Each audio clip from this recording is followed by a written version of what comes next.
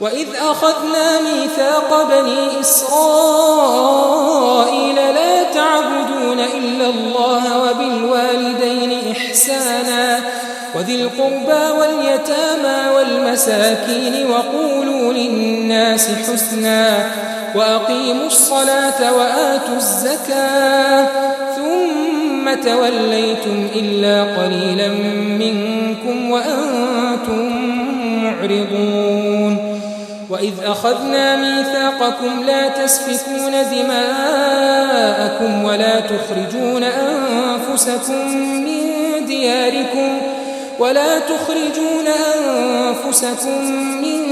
دياركم ثم أقررتم وأنتم تشهدون ثم أنتم هؤلاء تقتلون أنفسكم وتخرجون فريقا منكم من ديارهم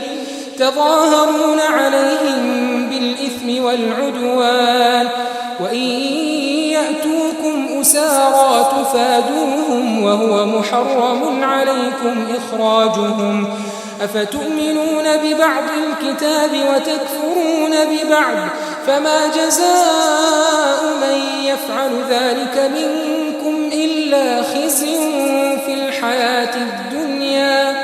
ويوم القيامة يردون إلى أشد العذاب وما الله بغافل عما تعملون أولئك الذين اشتروا الحياة الدنيا بالآخرة فلا يخفف عنهم العذاب ولا هم